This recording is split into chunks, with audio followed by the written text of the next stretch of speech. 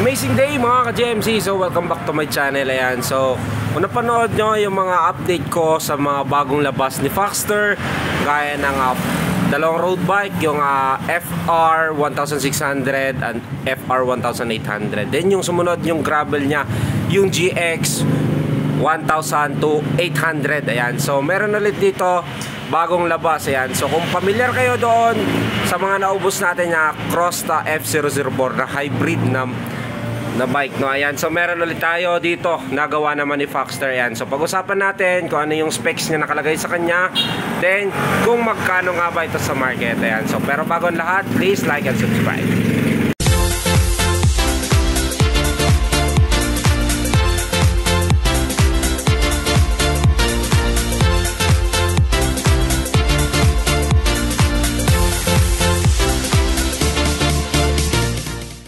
Okay, amazing day mga ka-GMC. So welcome back to my channel. Ayan, meron naman tayong bagong iba-bike check ngayon. Ayan, 2024 model ni Foxster. Ayan, so kung kayo naghahanap ng isang hybrid na bike, so merong nilabas itong si Foxster.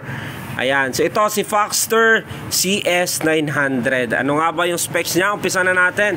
Ayan, si Foxster natin, ayan, ito ay size 47. Ayan, matte black, tapos may kulay green. Ayan, dito sa kanyang top tube, ayan, kung mapapansin nyo, naiiba siya na bike, no? Ayan, so dito maliit yung kanyang frame, nabihira natin nakikita. Ayan, so dito, ayan, nakalagay yung model niyang CS900 Mikaela. Ayan, si Mikaela pala to. Ayan, so warning sign, ayan po nakalagay. Then napaka-konting design lang dito sa kanyang top tube. Dito naman sa kanyang down tube, syempre ayan po ay Foxster. Ayan po, syempre nakikita natin yung brand niya. So halos lahat naman ng mga bikes natin, diyan nakalagay yung mismong brand name niya. Ayan, sa kanya namang set tube, ayan, sa size 47 na yung sukat ko dito. Pero naiiba kasi yung set tube niya, no? Ayan, no? Bihira ka rin makakita nito. Straight dito na tubular. Pero pagdating dito may support siya dito, oh. Then nakikita pa rin yung bakas ng pinagka-weldingan niya. Pero ito 27.2, alloy na rin po yung kanyang seat post. Pedal, ayan, stock pedal, alloy na rin yan. So sa kanya namang saddle ay Foxster din po yung brand. Okay, so dito naman tayo sa kanyang crank. Ayan, sa crank niya, ito ay 40 tip.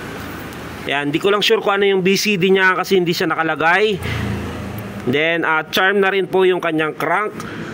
Then cell bearing bottom bracket. Okay, square type. Ayan, so ito ay naka 1x. So yung design yung frame nito as 1x. So wala siyang dadaanan dito para sa kanyang FD. Ayan, so 1x po talaga siya. Then yung kanyang RD ay naka Shimano Altus na. Ayan, so Altus is a 9-speed.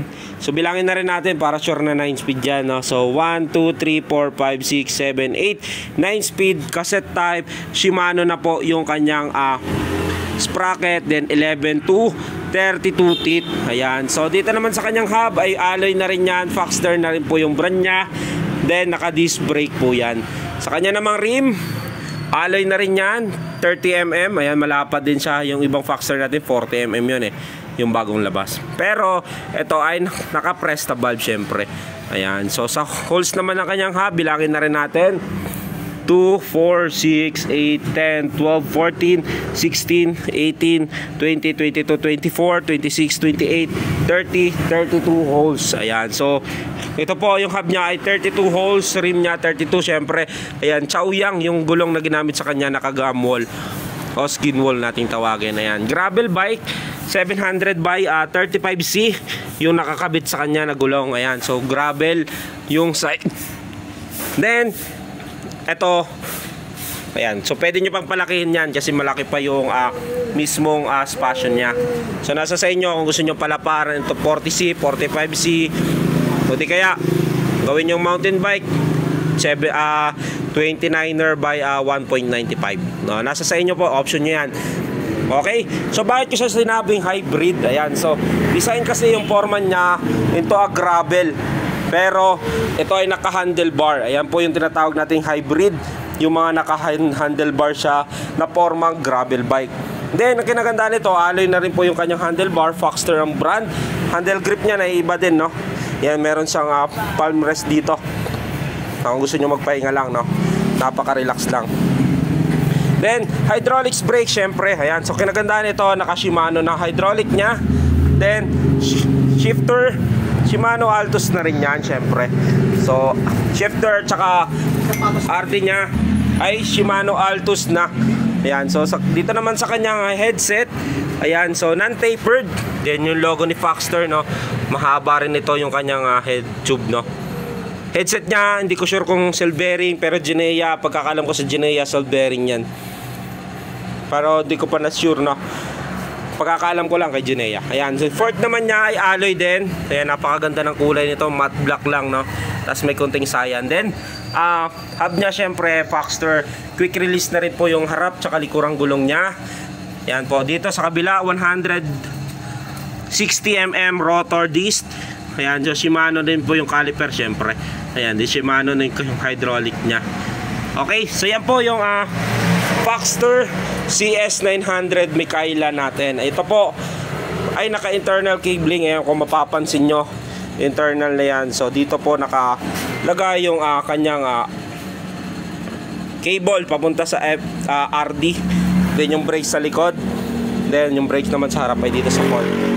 Okay, so yan po yung Foxster CS900 natin na hybrid. Yan, so mga naubusan ng Crosta F004. So ito na si Foxster CS900. Good for height dito. Size 47 po kasi ito. Pwede ito sa mga 5'8". No, nasa option nyo, 5'8 po yung pinaka-actual size ito, no. Pwede rin siyang gamitin na mas maliit, pwede rin siyang mas matangkad. So kung kayo po ay mas matangkad sa 5'8", option ko, kung bitin po kayo sa stem niya, kasi yung stem niya ay nasa 60mm lang ata ito, then alloy naman yan. So pwede nyong pahabaan po yan para mas abot nyo. Ayan, so saktong sukat. So presyo nito sa market, ayan, so presyo natin dito ay 15,700 with 6 freebies, club tube, machinger arm, sleeve tail light, battle cage, cash pick up, no freebies. Ito ay 15,400. Yan po, pag ito po ay walk-in kayo, ma-avail nyo na lang po ito ng 15,400, cash pick up, no freebies. Credit card, TikTok, Shopee, ayan, so ito. Then home credit, pwede nyo ma-avail yan ng 15,700 with 6 freebies, glove tube, machinger arm, sleeve taillight, battle cage. Okay, so yan po. Comment down below kung nagustuhan nyo yung bagong labas ni Foxster na hybrid mountain bike.